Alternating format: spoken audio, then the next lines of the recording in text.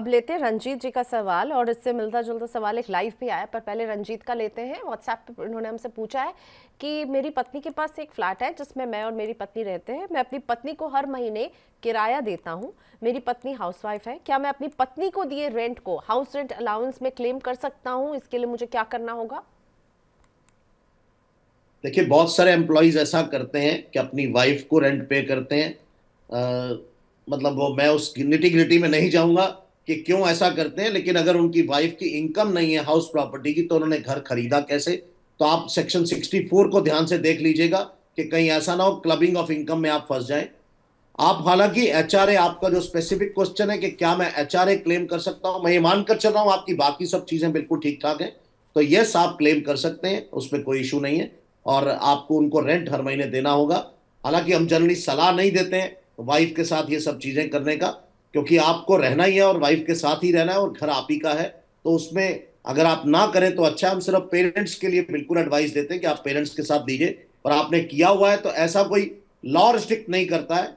वो आपको प्रूव करना होगा कैसे आपके रिलेशनशिप्स हैं और कैसे क्या है। ओके, तो वो बट आप उससे। आपको मतलब ये दिखाना होगा कि आपकी वाइफ के अकाउंट में ये पैसे जा रहे हैं, और वो जो घर है वो पत्नी के नाम है, तभी ये माना जाएगा। पेरेंट्स को अगर हम देते हैं तो ये मान्य है, राइट? अगर कोई शख्स दिखाता है एचआरए का बेनिफिट जिसमें बता रहा है कि मैंने किराया अपने पेरेंट्स को दिया है, तो वो मान्य है। जी जी। ओके। इसी से मिलता जुलता सवाल लक्ष्मी नारायण जी का आया हुआ है कि अगर किसी प्रॉपर्टी में मेरी वाइफ को ओनर है, तो क्या मैं एग्जेम्पशन के लिए सेम प्रॉपर्टी पर रेंट दिखा सकता हूं? आपकी वाइफ को ओनर है तो आप भी तो उसमें ओनर हैं, तो आप जो रेंट आपको मिला, मेरा शायद क्वेश्चन को ठीक समझ रहा हो तो आप उस पर एग्जाम्पशन की बात कर रहे हैं कि आप जो प्रॉपर्टी के को ओनरशिप में आपको जो रेंटल आ रहा है या जो भी इनकम आ रही है उसके ऊपर 30% रिबेट की बिल्कुल आप ले सकते हैं। यस, होम रेंट ही आप बात कर रहे हैं, बिल्कुल आप ले सकते हैं। पर होम रेंट के जरिए टैक्स बेनिफिट कैसे लेंगे, क्योंकि आप ही ओनर है उसके अंदर और आप अपने ही घर में रह रहे हैं। आपकी वाइफ आपकी अगर को ऑनर है तो आप उस शेयर की बात कर रहे हैं, तो थोड़ा सा जस्टिफाइड नहीं लगता है, क्योंकि लॉजिकली इनकरेक्ट है कि you are also one of the owners. तो यस। आप रेंट कौन किसको देगा, थोड़ा सा बचें इस बात से तो ज्यादा अच्छा है। ये चीजें, ये गिमिक्स बहुत परेशान करते हैं बाद में जाकर के। तो अगर हो सकता है तो इससे बचिए।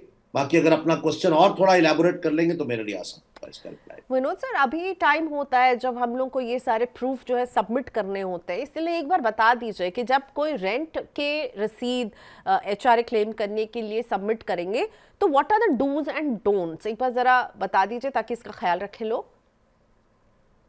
देखिए, आपको अपने रेंट की रिसिप्ट देनी है, अपने लैंडलॉर्ड का पैन नंबर देना है जिसको आप रेंट पे कर रहे हैं। और मैं थोड़ा सा क्लैरिफाई कर दूं अपने एक्सपीरियंस से कि आपके पैन, आपके लैंडलॉर्ड के पैन अकाउंट के 26AS और AIS के अंदर पूरी इंफॉर्मेशन जाती है कि उसकी एचआरए किस किसने क्लेम किया है उसकी प्रॉपर्टी के अगेंस्ट।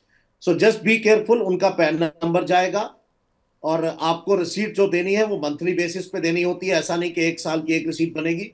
और आपको हर महीने रेंट पे करना होता है। ये अगर आप अपने पेरेंट्स को दे रहे हैं, मदर को या फादर को, तब भी यही फार्मूला अप्लाई होता है। वाइफ का ऑनेस्टली मैं रिकमेंड नहीं करता, बट लोग करते हैं। और एज पर लॉ कोई ऐसी रिस्ट्रिक्शन नहीं है कि आप नहीं दे सकते, तो आप अपने रिस्क पर ले सकते हैं, उसको आप कर दीजिए। तो डोंट्स के लिए अगर मैं बात करूं तो मैं कहूंगा कि आप अपने स्पाउस को मत दीजिए, स्पाउस से रेंटल मत क्लेम कीजिए। और अपने पेरेंट्स के लिए आई विल से यस, और रिसीट्स दीजिए और प्रॉपर पैन नंबर्स के साथ प्रॉपर उसको हर महीने अपना रेंटल पे करिए। और टीडीएस अगर एप्लीकेबल है तो उस पर टीडीएस भी काटिए और डिपॉजिट कर दीजिए। अगर आपने कहा कि लैंडलॉर्ड का पैन नंबर, तो क्या एक थ्रेशहोल्ड पर रेंट होने पर देना ज़रूरी है, या आप कितना भी रेंट दे रहे हो आपको लैंडलॉर्ड का पैन नंबर प्रोवाइड करना होगा? It's a very basic amount, 20,000 per month के ऊपर पैन नंबर मैंडेटरी हो जाता है। ओके। हालांकि अब एम्प्लॉयर, क्योंकि उसको डिडक्शन देना होता है, तो ही डिमांड्स कि आप शुरू से दे दीजिए, अगर आप रेंट रिसीट लगा रहे हैं तो दे दीजिए। क्योंकि एचआरए जो भी क्लेम करेगा वो उसकी सैलरी ठीक होगी, वो कम सैलरी का नहीं होगा। 2 4 5 हज़ार रुपए वाला तो आई डोंट थिंक वो एचआरए क्लेम भी करता, उसकी उतनी इनकम भी हो जो उसको रिबेट ठीक मिल है, रहा हो। तो 20,000 से ज़्यादा रेंट दे रहे हैं तो ध्यान रखें, लैंडलॉर्ड का पैन जो है वो भी आपको देना होगा। ओके। और जैसा कि विनोद सर ने कहा, सहूलियत के लिए, आगे के लिए, क्योंकि आप अगर वाकई में रेंट दे ही रहे हैं तो वाई नॉट आप अपने लैंडलॉर्ड का वहाँ पे पैन भी लगा दीजिए।